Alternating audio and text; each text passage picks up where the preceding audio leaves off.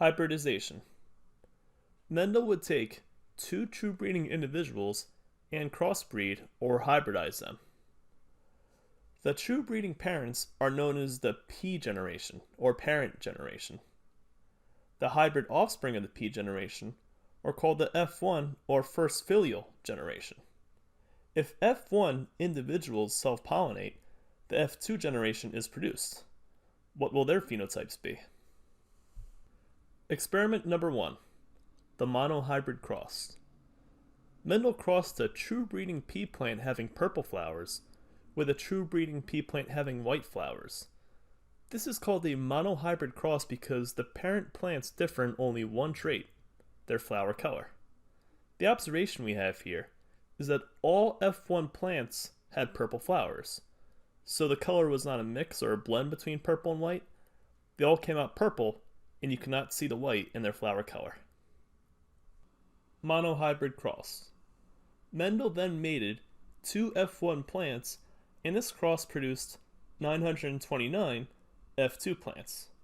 The observation is that 705 out of the 929 plants had purple flowers, or 75% were purple, and 224 had white flowers, or 25% were white. So in the F2 generation, 3 out of 4 plants had purple flowers, and 1 out of 4 plants had white. Monohybrid cross. Based on the results from this experiment, Mendel concluded that 1. The pea plants contained a heritable unit, or a gene, for flower color that got passed down from generation to generation. We should note that genes weren't really characterized yet, so Mendel referred to the traits being controlled by heritable units. 2. There are a couple of versions, or alleles, for the flower color gene. The white allele did not disappear in the purple F1 plants. Instead, the purple allele was controlling the flower color in the F1 plants. And 3. The F1 plants must have carried 2 alleles for the flower color gene, one for purple and one for white, because again, that white did not just disappear. It was there because it showed up in the F2 generation. Is this a pattern of inheritance? Mendel observed these same patterns of inheritance for the 6 other traits in pea plants. The F1 generation all had the same phenotype which came from one of the parents. In the F2 generation, 3 out of 4 of the population had the same phenotype as the F1, and 1 out of 4 had the phenotype of the other parent in the P generation. Mendel's hypotheses. From these results, Mendel developed 4 hypotheses regarding inheritance. Hypothesis number 1, alleles. There are alternative forms of genes that account for variations in inherited characteristics, meaning there are 2 different versions of the gene for flower color in pea plants, one for purple and one for white. These alternative forms are called alleles. Mendel's hypotheses. Hypothesis number 2. All organisms have 2 alleles. For each characteristic, an organism inherits 2 alleles, one from each parent. The 2 alleles may be the same or they may be different. An organism that has 2 identical alleles for a gene is homozygous for that gene. An organism that has 2 different alleles for a gene is heterozygous for that gene. Mendel's hypotheses. Hypothesis number 3. Dominant and recessive.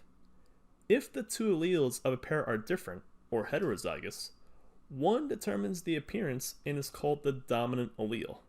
So the dominant allele determines the appearance.